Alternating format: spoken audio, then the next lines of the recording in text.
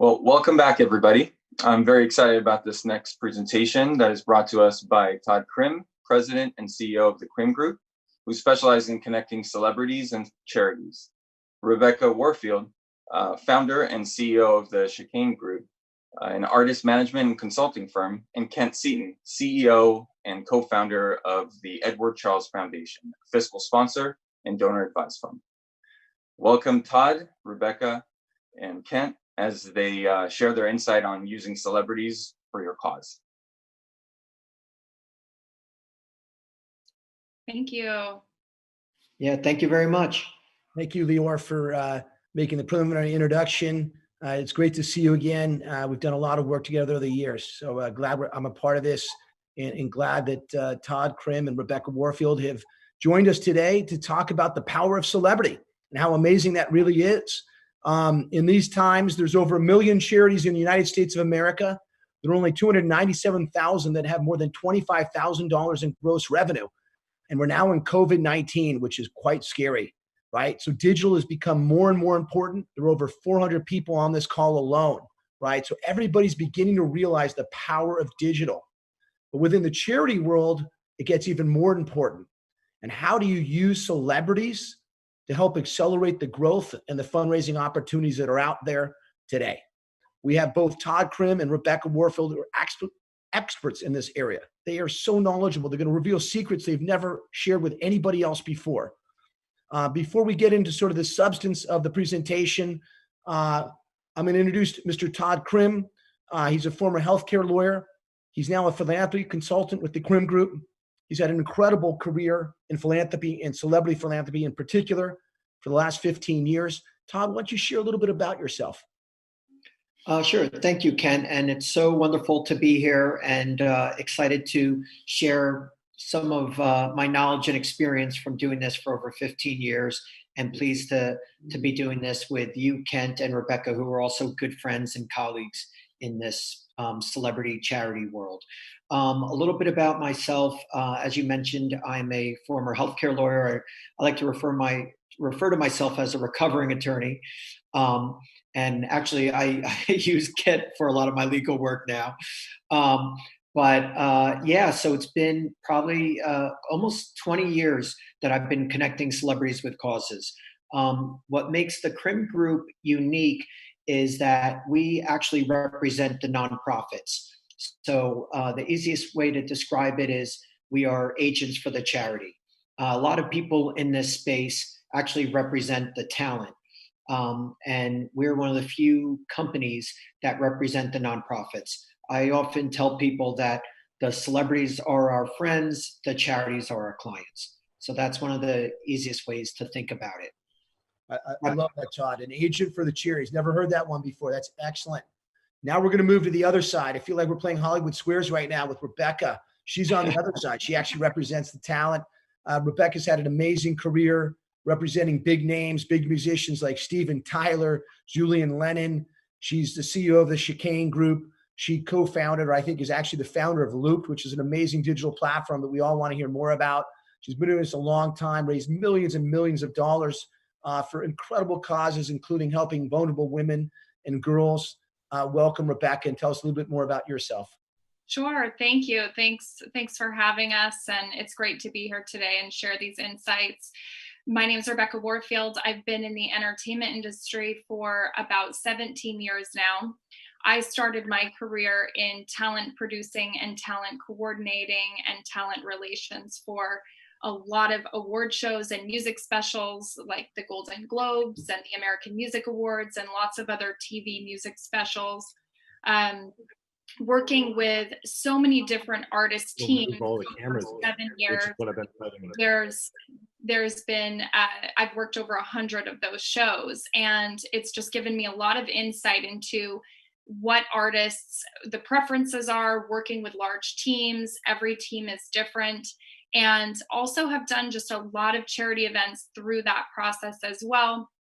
We used to book the Nobel Peace Prize concert and always have felt like, you know, our obligation as talent reps, we have an obligation to utilize our platforms and our clients' platforms for good.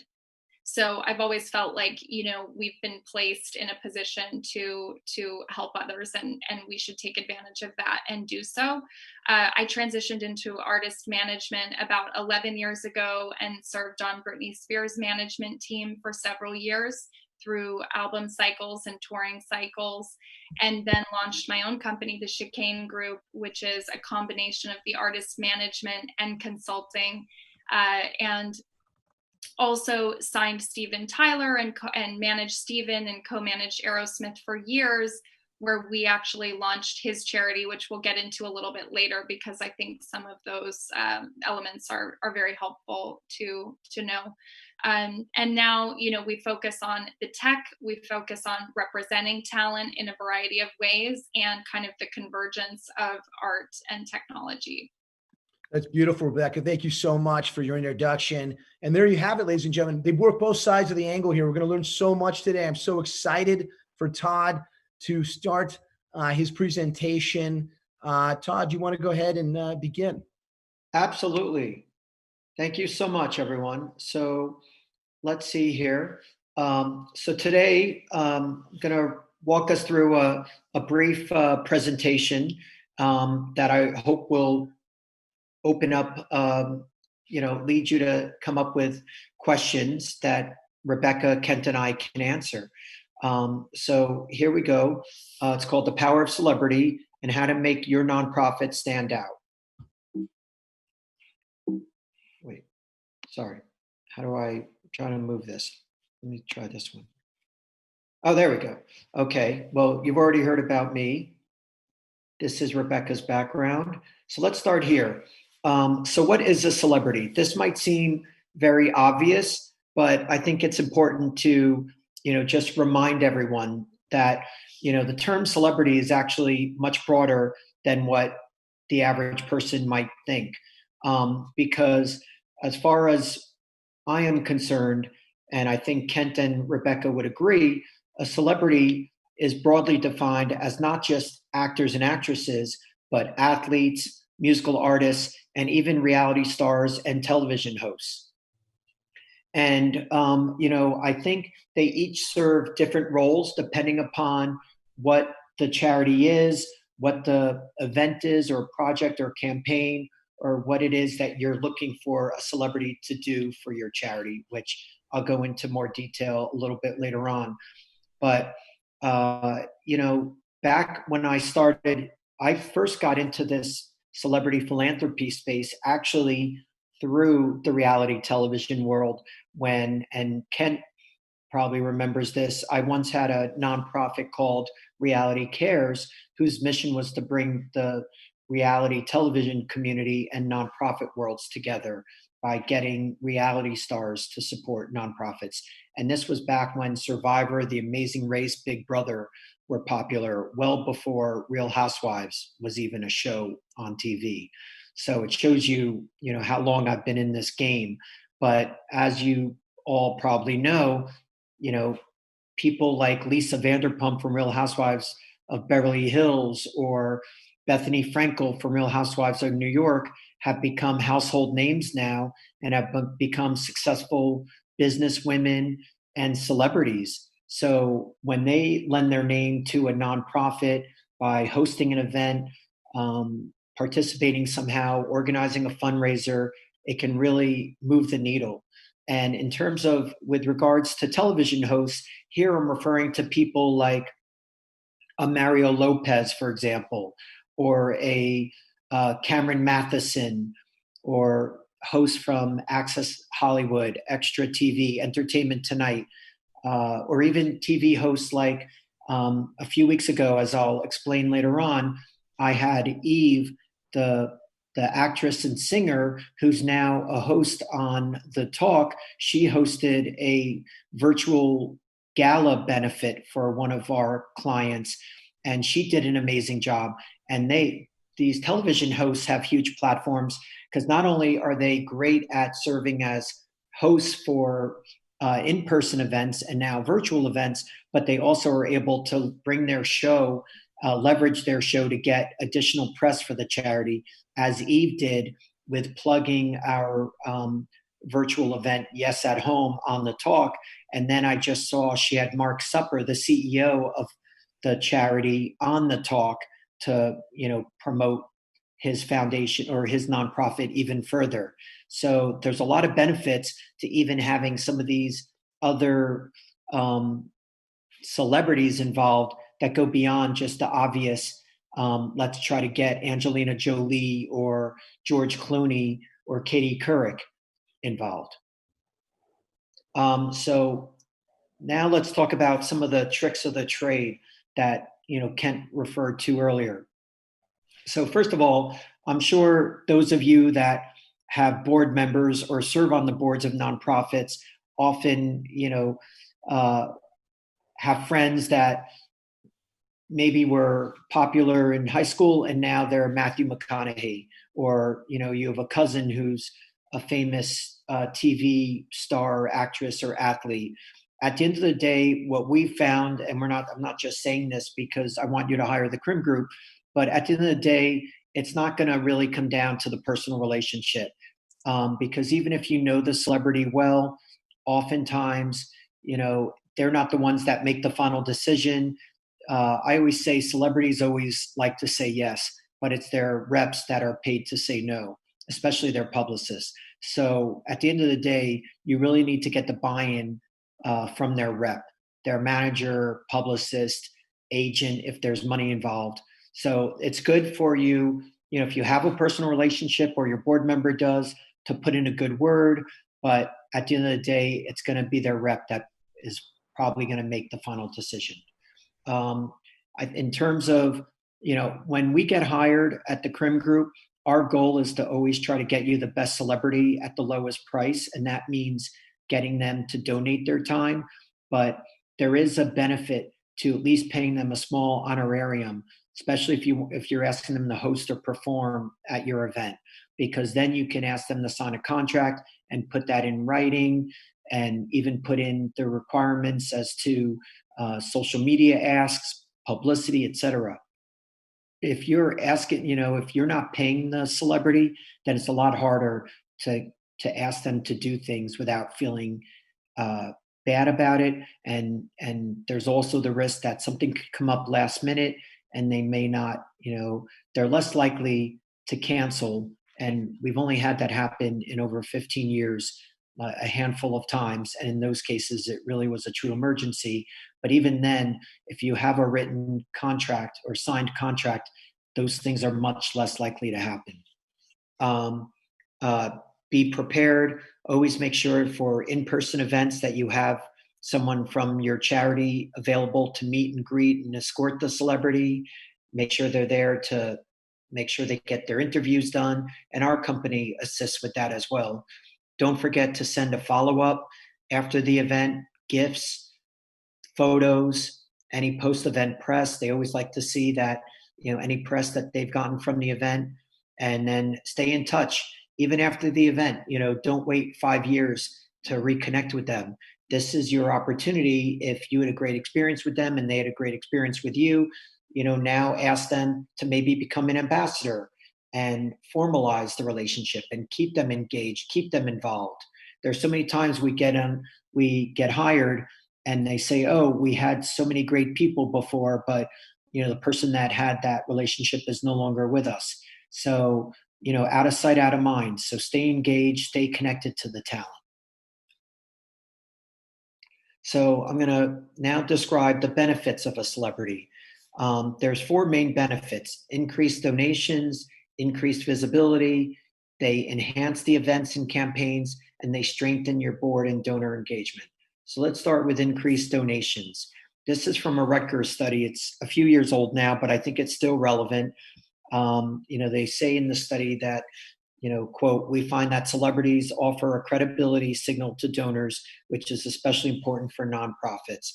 And that's absolutely true. I think donors believe, and rightly so, and studies have shown that nonprofits that have celebrity support are ones that, well, first of all, it's because celebrities aren't going to just lend their name to any nonprofit. They're going to make sure that their reps have vetted the charities. So it gives donors that additional comfort level knowing that there's a big name celebrity on board.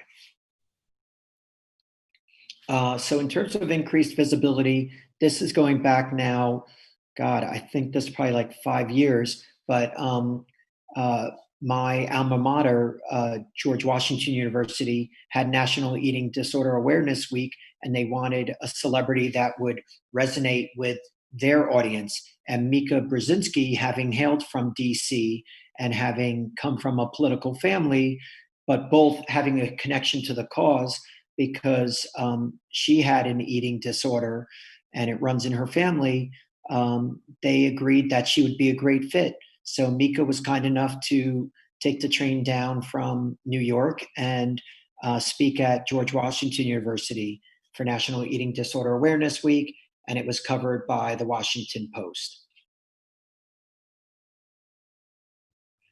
And these are the types of celebrity engagement that, just broadly for nonprofits to think about, because a lot of times you think, oh, I'll just have a celebrity host an event. But there's so many different ways for a celebrity to get involved with a nonprofit. They can host an event, they can perform at an event, they can simply attend an event, they can support via social media. And now, as you know, there's tons of social media options. There's the obvious Facebook, Instagram, and Twitter, but now TikTok is all the rage. There's Snapchat, which I haven't even learned how to use yet. And I think I just set up a TikTok account.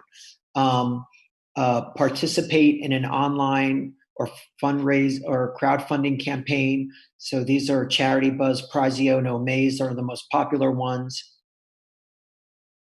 So let's talk about hosting an event. So this is an example where Kathy Bates, the Oscar-winning actress, is a cancer survivor and graciously agreed to host the American Cancer Society birthday ball. And not only did she donate her time to host it, but I remember it was funny. She actually was nervous, and you wouldn't think an Oscar-winning actress would be nervous hosting a charity event, but she had never hosted an event before like this. So she did a great job, and she actually bid on an item in the live auction and won it, and then donated the proceeds back to the charity. So, this was one of those rare instances where the celebrity actually donated money to the charity in addition to their time. And then she's pictured here with Catherine McPhee, who performed at the event. Here's another case study. This is an example of a celebrity performing. This is Leona Lewis, who won. She won The Voice. Wait, Rebecca, correct me if I'm wrong. You know music better than I do. Leona win was it or X Factor? I think she won X Factor in the UK. Yeah. So she won X Factor, and she's had so many hit songs from Bleeding Love, and she ended up performing.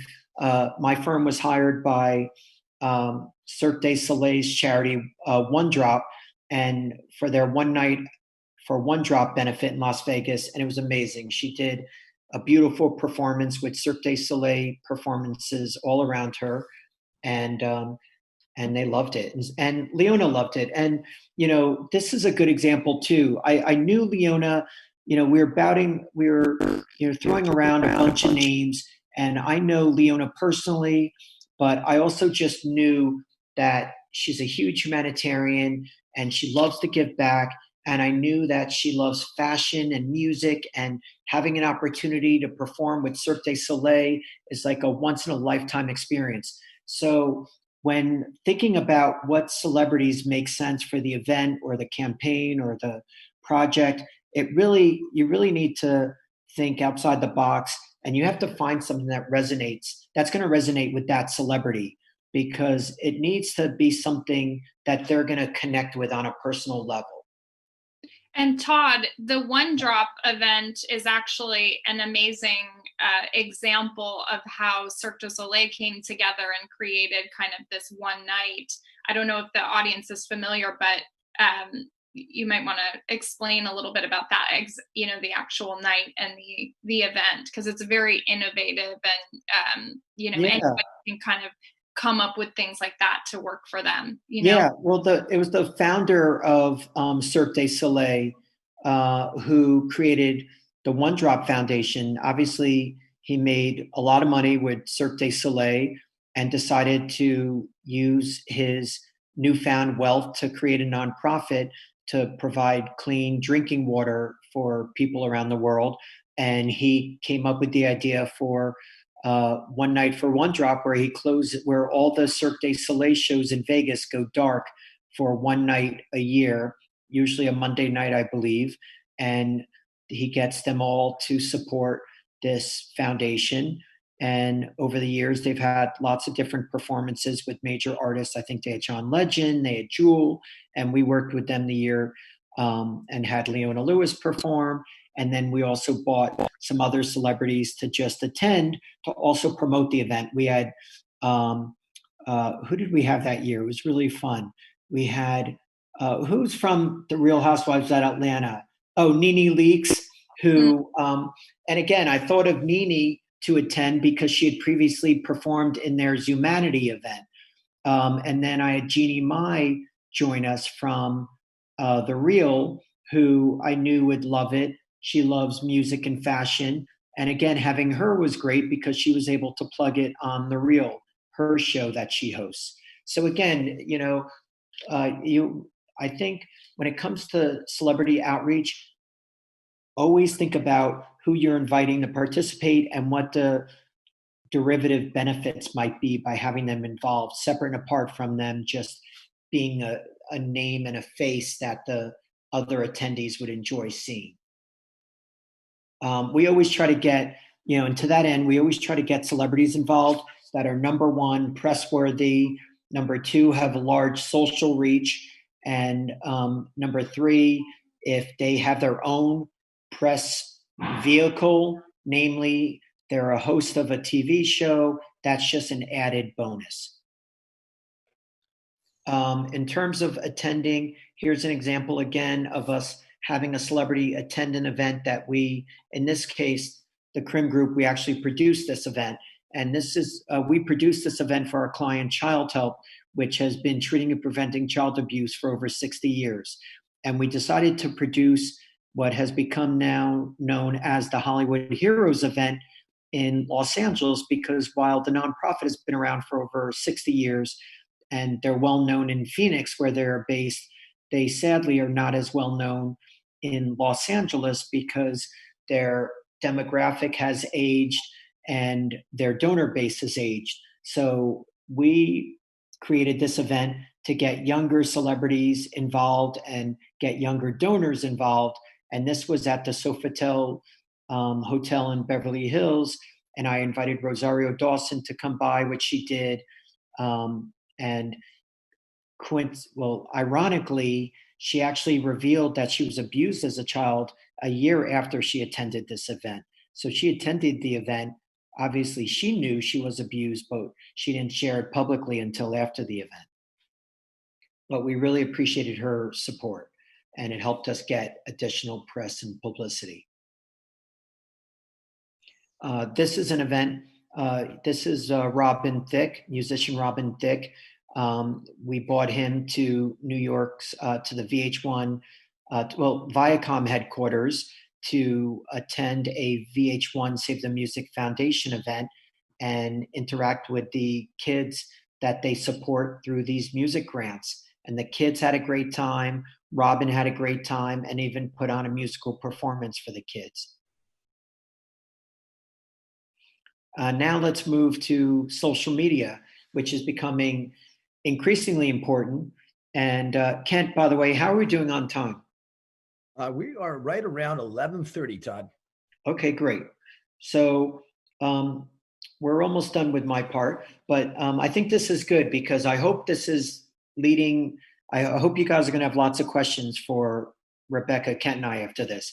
But I think especially now with the current situation that we're in with COVID-19 and quarantine, that nonprofits are having, I've spent the last few months with a lot of our nonprofit clients that had in-person events pivoting to online events, that it's more important now than ever that that nonprofits engage with celebrities that have a large social media reach. And this is a campaign that we put together for the UN environment, and it was a campaign that the Krim Group created called "The World Is in Our Hands." We partnered with photographer Justin Wu, who is an accomplished photographer and director, and we got celebrities to hold a glass globe in their hand. And it was a campaign where we had them post, we would take their photos in a black and white format, and simultaneously we launched on a particular day and tagged the UN environment and hashtagged "World Is in Our Hands." And we used it to promote the UN's Act Now campaign, which is designed to educate the public on steps we can all take now to combat climate change. And on the Act Now website, there are specific actions that they can take, from driving less to using less electricity, 5-minute showers, and eat less meat. And we asked each of the celebrities, and we ended up having over 30 of them choose one of those action items to post in their, to include in their post. So we gave them the caption, and it was a huge success. We actually, if you'll see down below, you'll see that we had over 400,000 actions logged on the Act Now website. We had over 20 plus partners engage, 2.2 million engagements on social media. And Act Now, there were 3 times the number of monthly climate actions taken. So it was a huge success. We launched it with the support of Variety magazine, and we were able to get all these A-list celebrities like Antonio Banderas, Joaquin Phoenix, Susan Sarandon, Rainn Wilson, Rosario Dawson to participate, because we timed it so that when they were all at the Toronto International Film Festival, and we reached out to our partners, Accor Hotel Group, and they gave us a hotel room that we were able to use as a photo studio. So we were able to grab them when they were up there doing their promotion with TIFF. Here's an example of a fundraising campaign that we did with the Backstreet Boys on Prizeo. And this came about, quite frankly, because I'm friends with Nick Carter from the Backstreet Boys, and he really wanted to do something to help the homeless. And as you may have heard, there was a big viral video that went around the internet because there was someone on the subway started playing a Backstreet Boys song, and it became a viral sensation. And the person that shot the video said, "Hey, if you're going to be, if this video is going to be going viral, let's at least do some good with it, and let's support, New York's homeless." So building upon that viral video sensation, we decided to partner with the charity that the person that shot the video gave a shout out to, and said, "Hey, we just want you to receive the benefit of a campaign we're going to put together with the Backstreet Boys, and you don't need to do anything, and we're going to just make you the beneficiary." And they were, super excited. And we reached out to Prizeo, and we decided to tie in their tour, and we put together a campaign where people were able to make a donation and enter into a chance to win a trip to Hawaii to attend the Backstreet Boys concert and a private luau with the guys. And it was a huge success. We raised over $150,000 for the Coalition for the Homeless, and the winner had a blast.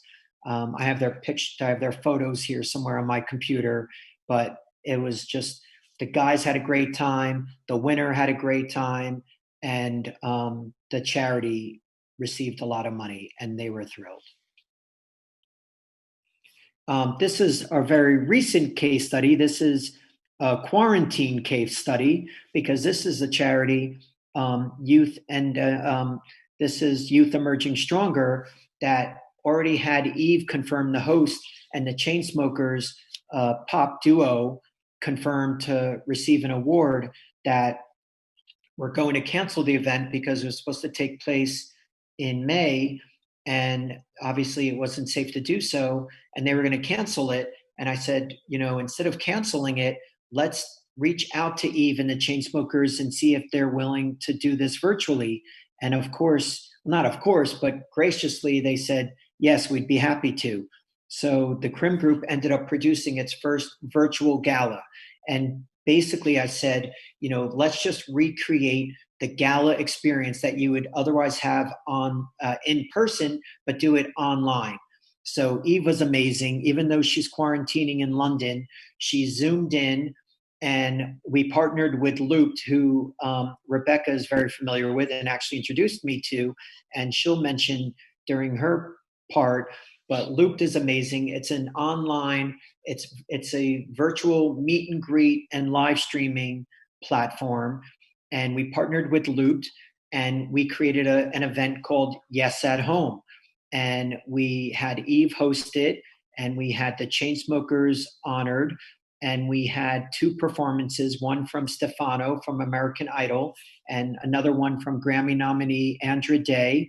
And then we had the nonprofit president, Mark Supper, speak. And the way it worked is Zoom served as like the stage if this were an in-person event, and then everyone that everyone that watched through Looped, either through their desktop or they have an app as well.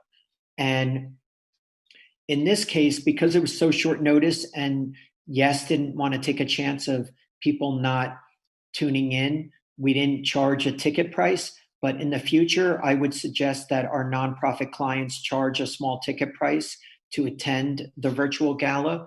But the good news is we ended up raising over $20,000 just from the 1 hour event through the text to donate, which we would have pop up on the screen. And we also had a donate button throughout the gala.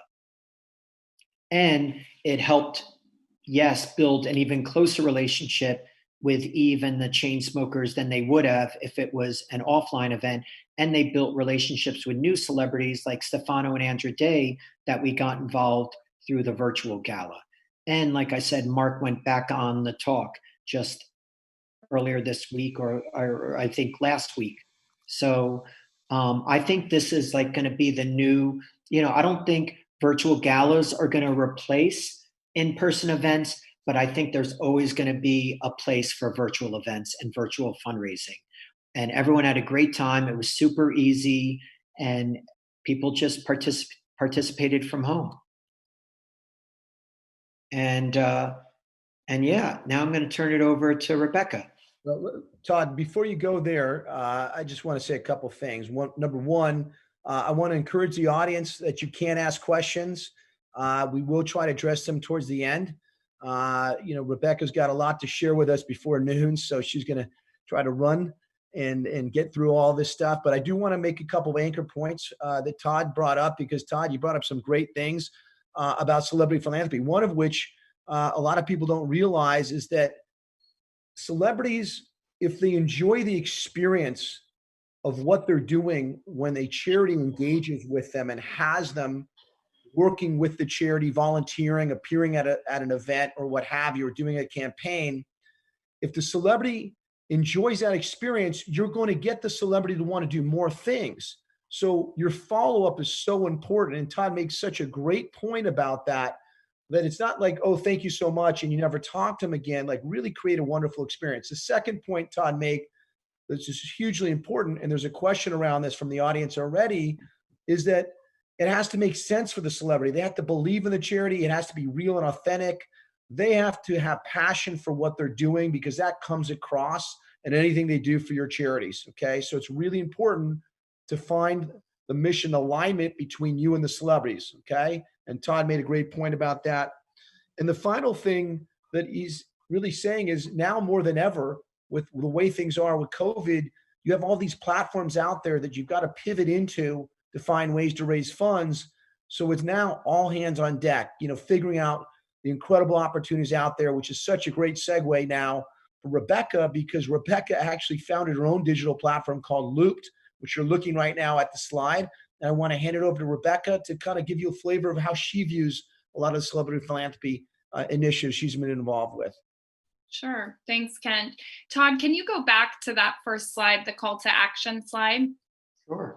I just want to open it up. I mentioned this in the beginning, but I really do feel that all talent representatives have been given a gift by the universe to do what they do for a living. Of course, it can always be very challenging, but we all have our responsibility to give back in the most impactful way that we can and encourage our clients to leverage their audiences to promote goodwill and change throughout the world. So I kind of always come at, these initiatives in that way. And I think it would be helpful, actually, I'm going to touch on Looped for sure first, and then I'm going to go into a couple different case studies about Steven Tyler's Jaime's Fund and then Julien Lennon's White Feather Foundation. So to add on to what Todd mentioned about Looped, it is an amazing tool for you to be able to use to engage different artists and talent to be able to raise money for your different charities in a variety of ways. So Looped is actually, I'm a partner in the company. I wish I was a founder, but I am a partner in the company. I have been with them for about a year as a board member, and I work with them to help their talent relations and brand and strategic relationships. So Looped is a platform that allows you, any talent, to do video meet and greets where you can talk to up to 55 different fans in 1 hour with just the push of a button. So everyone's familiar with a FaceTime call, and that's exactly what it looks like. The proprietary technology of Looped is the pre-calling function, so there's no downtime in between each FaceTime call. You don't have to hang up with one person and dial another person. It's just with the push of a button. And then the other piece of proprietary technology is this idea of pre-calling. So each person is pre-called. They can be calling from all over the world. And this is a one-on-one meet and greet, just like you would get physically backstage at a concert. You get a screenshot of you with the celebrity talking. You get the entire video message, and it is a real live connection. So we launched this last year, actually, and we can host standalone video meet and greet sessions with any artist. So a nonprofit can, like Meghan Trainor did a few sessions with Feeding America. And basically all of the money that was raised from those experiences went to Feeding America. She set up 3 sessions, and she's able to efficiently use her time to talk to a lot of people in 1 hour. As of April 1st, we added a live stream component to the Looped capabilities. So now we are the only platform that is available where you can host a GA live ticketed event followed by a meet and greet with your favorite artist. There's another major nonprofit organization that we're working with right now that we will be booking talent for a variety of video meet and greet chats that will all happen during 1 week. So we may see 12 artists all supporting this charity through that whole week. So it's you have to think about Looped as a tool to use for raising money for your nonprofits, and also as a virtual venue in a sense. So that's the Looped capabilities. You can go to www.loopedlive.com and see additional information. And then Todd and I also have our information at the bottom of this deck as well. If you guys want to reach out to us, I'm more than happy to schedule a call. The next thing I will go into is Steven Tyler's Jaime's Fund. And Todd, can you scroll to that slide? It's the last one. So this was really interesting because Steven, he wrote Jaime's Got a Gun years ago. And at the time of when we were working together, he had said he had always wanted to start a charity around the theme of that song. And it is a tough topic to talk about, and it's a tough topic for celebrities to openly talk about, but he felt really strongly about it and felt like he could get behind this. And I always thought it was interesting why it hadn't been established yet. And one thing that was very important to Stephen was the fact that he wanted to, all of the money that was raised from his efforts, he wanted that to go to the programs and to the girls that it would be helping. Now, that's a really difficult ask in a sense, because there are administrative costs, and it takes a big team to pull off these kinds of major initiatives, nonprofit organizations, the growth. It takes a lot of work. So I thought I did a lot of research, and I looked into if we should start our own 501c3, if we should partner, if we should create a foundation or a fund. And I was introduced by actually the president of Merrill Lynch in Atlanta, Rick Baker, who had also launched the Rainforest Foundation for Sting. He told me about Youth Villages. Youth Villages was already A+ level nonprofit organization that was already servicing abused children throughout our country.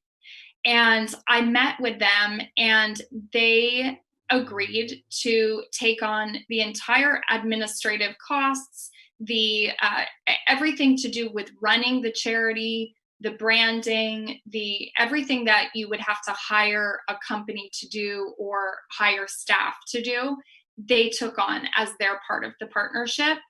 And Stephen, therefore, all of the money that he raises can go 100% to the fund. So together, Youth Villages as the nonprofit, as the 501c3, and Stephen Tyler created Jaime's Fund. And it's a philanthropic initiative to bring hope and healing to girls who have suffered the traumas of abuse and neglect.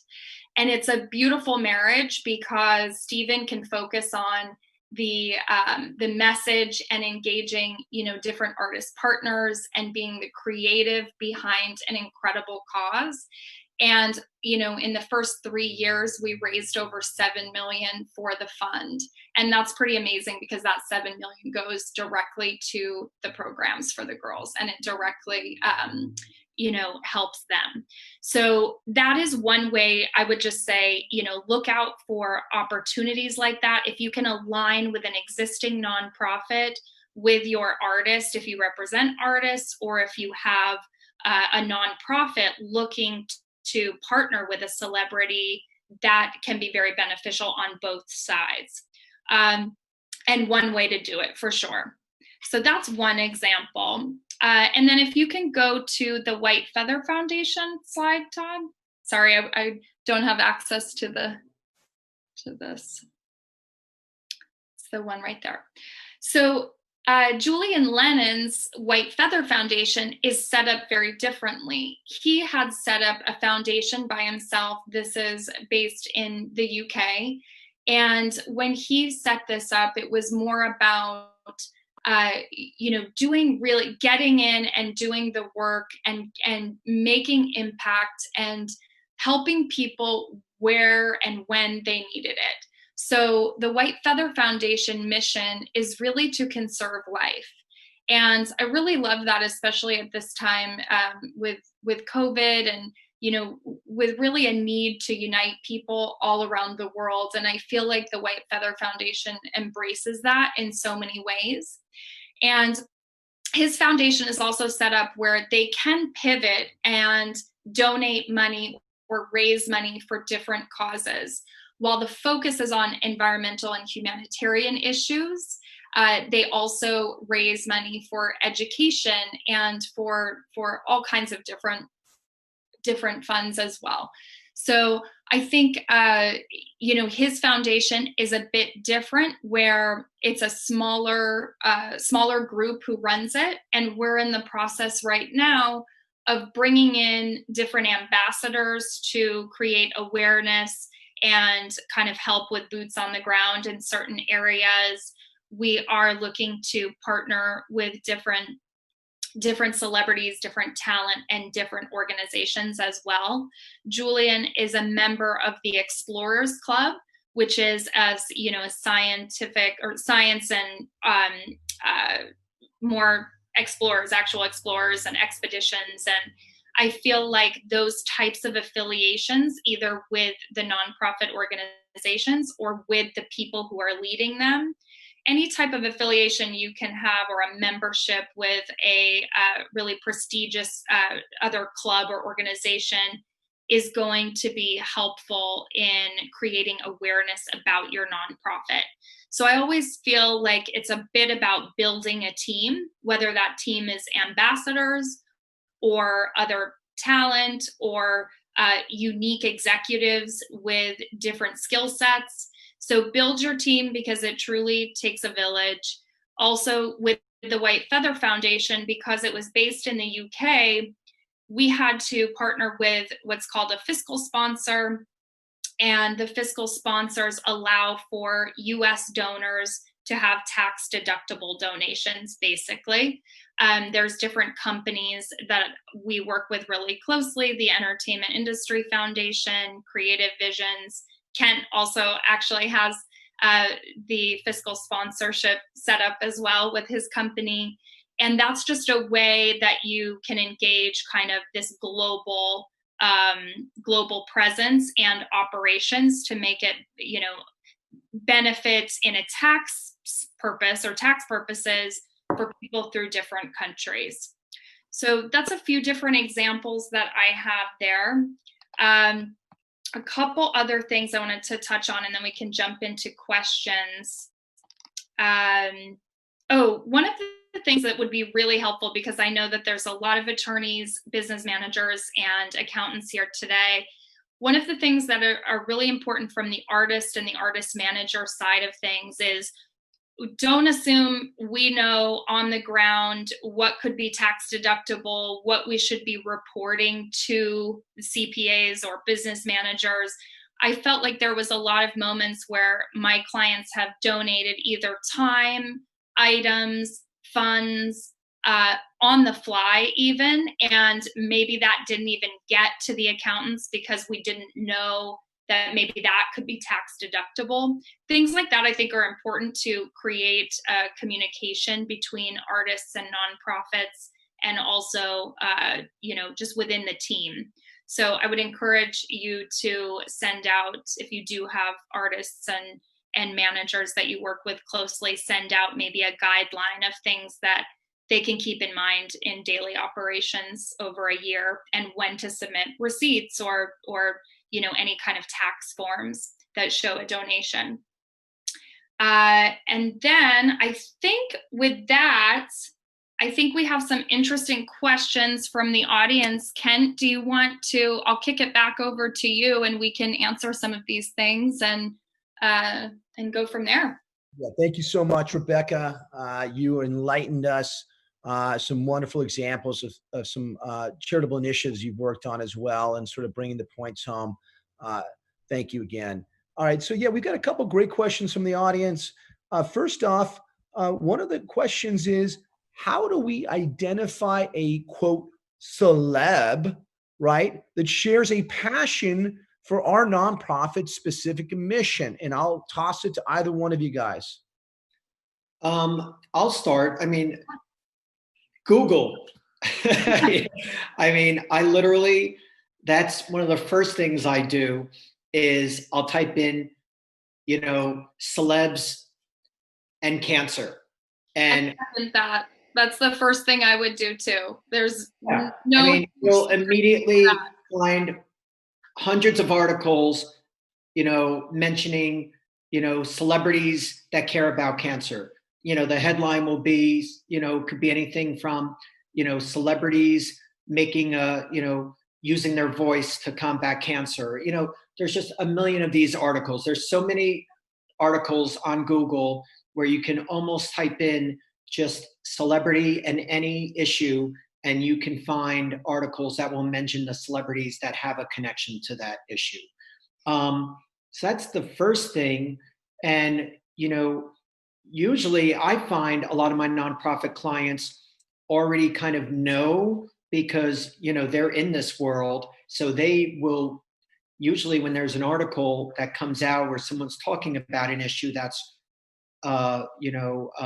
relevant to their mission, someone usually sends it to them. So I suggest, if you don't already do this, keep a running list of celebrities that you might have heard have a personal connection to your cause, or you already know because you know that they were homeless, or you know that they have type 2 diabetes, or whatever the case may be. And to add to that, I would say, start a list that is kind of a wish list of artists, celebrities, personalities, influencers that you would love to work with. And I always tell clients, when they want us to actually book talent for their events or for their their causes, to create that wish list first. Send the wish list through. We'll take a look at it and give you, an honest feedback, as Todd does as well. And then from there, you can decide who you want to reach out to with a really clear ask of what you're asking. I say a wish list because it does take a lot of outreach to find someone who, one, is available, two, doesn't have 1,000 other charities they're working with right now, and three, has the time to actually give you to, and they feel connected to the charity. And then also you want to find a celebrity that has the same demographic as your organization, in a sense. Or if your goal is to expand the demographics to a younger one or an older one, or different groups and different diversity, then focus on that when you're creating your talent list. Great. Thank you, Rebecca and Todd, on that. Questions 2 and 3 are interesting. They're actually combined together in a small way. One of them says, what would be considered to be a small honorarium? I'm on a board of a small endowment fund in far Northern California, and this might be of interest to us. And then question 3 says, how do we figure out the ROI? In other words, the return on investment for investing? Because as she says, I'm sure they don't come for free, these celebrities, do they? Todd, Rebecca? I can answer that. My fallback honorarium, or my starting honorarium, is about $10,000. I think $10,000 is, a good enough number that they feel like they're being, appreciated. And, and that's just their honorarium. That's just their participation fee. If they have to travel, obviously you're going to have to cover their travel and accommodation. If they're a female, you may have to cover glam as well. All of these are negotiable, but so that could add another 5,000, let's say. But every situation is unique.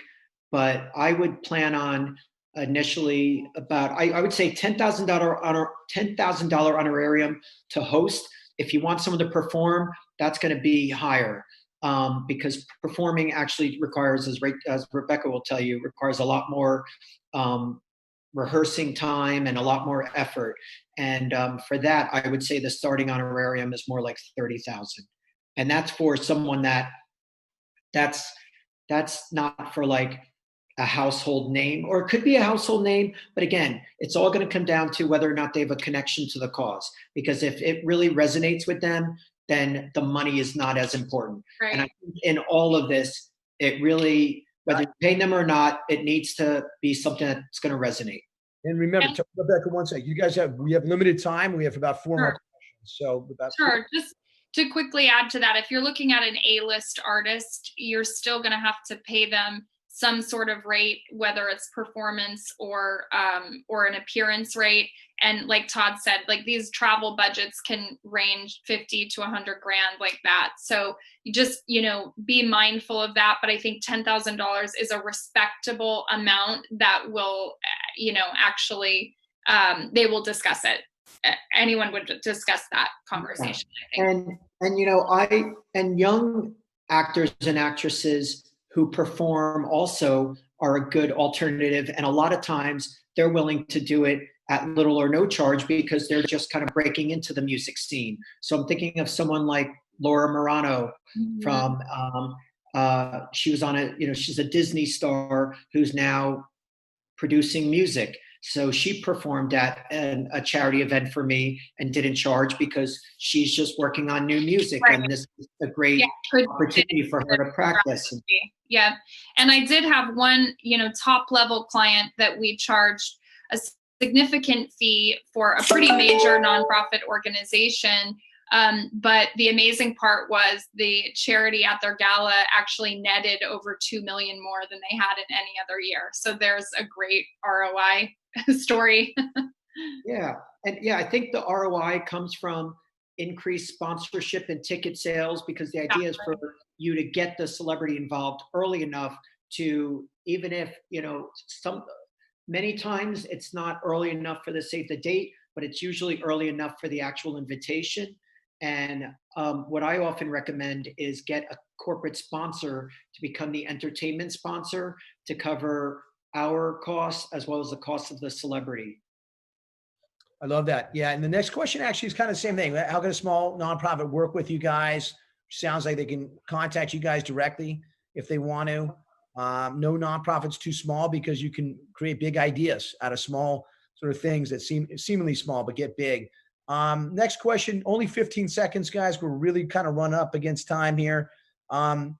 Any issues between finding when you do a virtual gala in terms of registering with the Attorney General, which is sort of a little bit of a legal question? In other words, you do a physical gala, you might have to register before you do the event. I don't know if you guys want to comment on that. We haven't had that issue, and I don't know if it applies in the virtual world. So that's more of a nonprofit question. Yeah. I would check with your attorney, or you can ask Kent. You can hire Kent to ask him. Yeah, you can hit me offline. Final question. How do you find mission alignment? This is 15 seconds between the nonprofit and celebrity. 15 seconds, Rebecca. Google. Okay, Google. That's it. It's I don't know. It's the secret sauce. It's a gut check for me. Love it. All right, guys. Thank you so much. Lior, we're going to turn it back over to you. Thank you again for having us. Great. Well, thank you very much for this wonderful presentation, Rebecca, Todd, and Kent. Really appreciate your time. We are now going to take our lunch break. Before we do take our lunch break, I want to thank our sponsors once again. Why don't you go onto our mobile app and check them out. And then I also want to mention that our lunch break is only 30 minutes today. When you come back, if you are on the industry track, stay over here on this page. However, if you want to go to either the tax or the A&A sessions, please go back to my activities and on the calcpa.org website. The tax sessions are offered on track B, and the A&A sessions are found on track C. Thank you very much, and we'll see you guys back at 12:30.